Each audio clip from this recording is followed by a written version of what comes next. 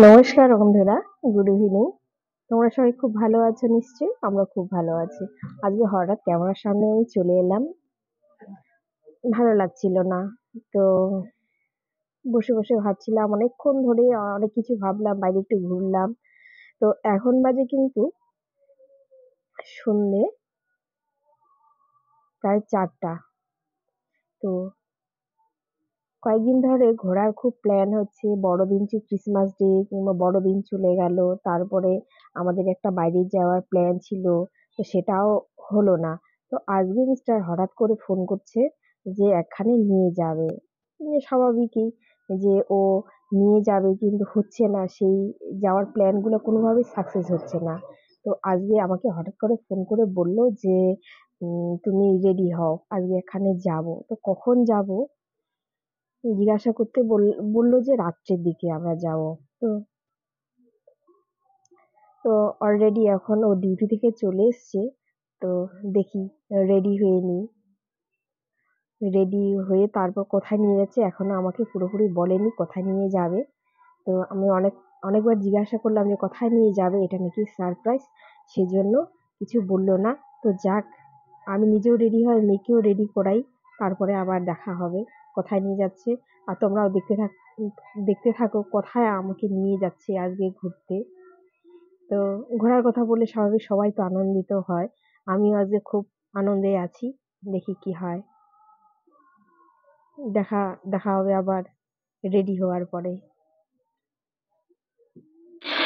Mister যখন বললো বাড়িও চলে এসছে, তো কয়েকটা ঘরের কাজ ছিল, সেই কাজগুলো সেরে আমি রেডি হওয়া শুরু করলাম। আর চুলের কি হাল অবস্থা দেখেছেন, একেবারে তেল দিয়ে একেবারে কি অবস্থা। তো যাই হোক, বেশি কিছু করব না, এই ড্রেসটা পরেছিলাম। আর দিন দিন যা আমার ভুঁড়িটা বেড়ে যাচ্ছে, সেকশনে বাচ্চা হয়ে গেলে এই অবস্থা হয়। কিছু হোক বা না হোক, পেটটা আগে চলে যাবে। তো এরকম অবস্থায় যাই হোক পরে নিলাম, বেশি কিছু সাজুগুজু করছি না। মিস্টার যেই হারে তাড়াহুড়া করছে, জাস্ট ঘড়িটা পরলাম, একটু শুধু লিপস্টিক দিলাম, ব্যাস, আর জুতোটা পরে নিলাম। তারপরে নিজে রেডি হওয়ার পরে মেয়েকে তো রেডি করাতে হবে।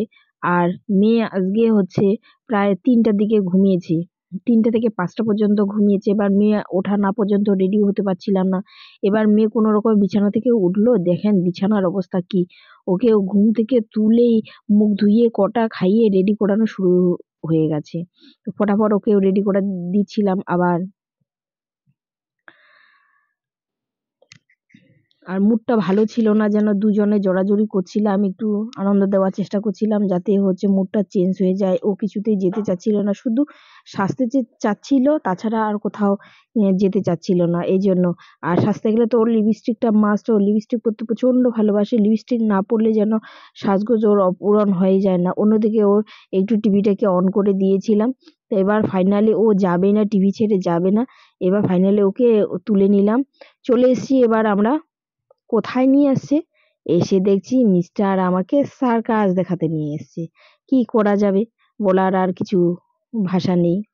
উম, তো যাই হোক, মিস্টার টিকিট কাটতে চলে গেল। মন আমার চাচ্ছিল না যে দেখি, কিন্তু আমার এই আনরোমান্টিক হাজবেন্ড যখন একবার চেয়েছে আমাকে নিয়ে আসতে, আমিও এসে পড়েছি। সেখানে তো আর ভাষায় প্রকাশ করতে চাচ্ছি না, বলতেও পারছি না যে আমার ভালো লাগছে না, আবার মাইন্ড খারাপ হবে। বহু প্রতীক্ষার পর আজকে বাইরে নিয়ে এসছে, তো কিছু আর বলছি না আমি, সোজাসুজি ঢুকে পড়লাম। পুরো খা খা করছে, কোনো দিকে লোকজন নেই, 2-1জন লোক দেখা যাচ্ছে। এটা বাইরের গেট, এবার ভেতরের দিকে। তো আমরা গলি বেয়ে ভেতরে ঢুকে পড়লাম, মা মেয়ে সোজা হাঁটছিলাম। ঢুকে অবশ্য মনটা অনেকটাই ভালো লাগছিল। প্রথমে তো ভাবছিলাম 7টার দিকে শো আছে, তো আমাদের আস্তে আস্তে 7:30 বেজে গেছে। যাই হোক, ততক্ষণও কিন্তু শুরু হয়নি। গেটম্যান দাঁড়িয়েছে টিকিটে ইসের জন্য, টিকিটটা দিলাম, আমরা ভেতরে প্রবেশ করে ফেললাম।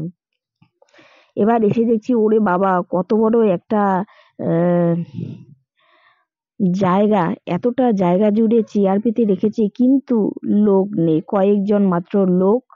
তো বসে বসে খেলা শুরু হতে হতেই আমরা গুনছিলাম যে কেমন লোকজন। ওই হবে 200 মতো লোক, এর থেকে বেশি হবে না। কিন্তু হাজারের পর হাজার চেয়ার পাতা আছে, এত সুন্দর লাগছে ওই জায়গাটাতে। মানে কি বলবো, কিন্তু ঠান্ডাও লাগছিল, লোকজন নেই, ঠান্ডা কিন্তু বাইরের দিকে, আমরা যেহেতু 100 টাকার টিকিট কেটেছি একটু বাইরের দিকেই বসার। আর বাইরেরটাই ঠিক ছিল, যেহেতু মেয়ে আমার দুষ্টুমি করছে, খারাপ লাগছিল না, ভালোই লাগছিল। কিন্তু আমি আগেই তো এইসব জিনিস দেখেছি, তাই অতটা আমার ভালো লাগছিল। কিন্তু মেয়ে আছে, মেয়ে বেশ আনন্দ পাচ্ছিল, বেশ খেলছিল, দেখছিল, খুব হাসছিল, কিন্তু প্রচন্ড যখন মজা করছে, বল ছোড়াছুড়ি করছে, প্রচন্ড হাসছিল। যাই হোক, এটাই ভালো লাগলো যে মেয়ের মনটা ফ্রেশ হয়ে গেল, মেয়ের একটু নতুন অভিজ্ঞতা হলো। আর যাওয়ার সময় আমি টিফিন করার সময় পাইনি, আমরা দুজনে এই জন্য নিয়ে গেছিলাম, ওখানে বসে বসে খাচ্ছিল মেয়ে।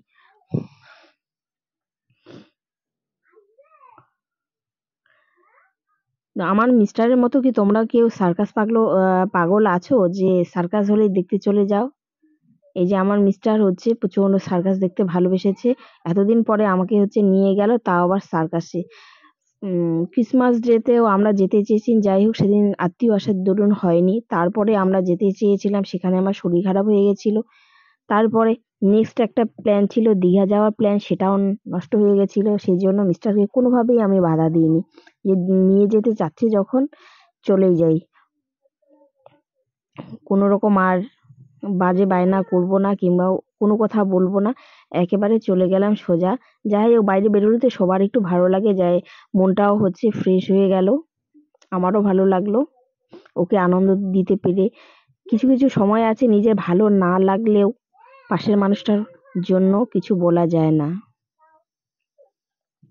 তো এই মতো অবস্থায় গিয়ে দেখে টেখে আমরা বাইরে বেরিয়ে পড়লাম, এবার বাড়ি যাওয়ার পালা। দেখা শেষ, বাইরে মেয়ে গার্ড হয়ে বসে আছে, ওর বেলুন লাগবে, এদিকে বেলুন শেষ। তারপরে এসে দেখি মুকুন্দপুরে একটা আনন্দ মেলা বসেছে, তো সেই মেলাতেও আমরা ঢুকে পড়লাম, আর মেলা প্রচন্ড ফাঁকা। এখানে দেখছি এটা হচ্ছিল আমার খুব উঠতে ভালো লাগে, কিন্তু মেয়ে আছে, উঠতে তো পারবো না। তো যাই হোক, আর আসার পথে কি খাবো, অনেকটা রাত হয়ে গেছিল, প্রায় 10:30 11টা, বাড়ি এসে তো আমি তো রান্না করে যাইনি, তো রান্না করতে তো অনেকটা এসে হয়ে যাবে, সেই জন্য আর্সেনাল থেকে বিরিয়ানি নিয়ে বাড়িতে চলে এলাম। বাড়ি এসে খেয়ে দিয়ে ঘুমিয়ে পড়লাম। তো ভিডিওটা বেশি আর বাড়াচ্ছি না, ভিডিওটা এখানেই শেষ করছি। যদি তোমাদের ভালো লাগে তাহলে একটা লাইক করে দেবেন, আর সাবস্ক্রাইব করতে একদম ভুলবেন না, এভাবে নতুন নতুন ভিডিও দেওয়ার জন্য উৎসাহিত করবেন। এখানেই শেষ করছি। নমস্কার।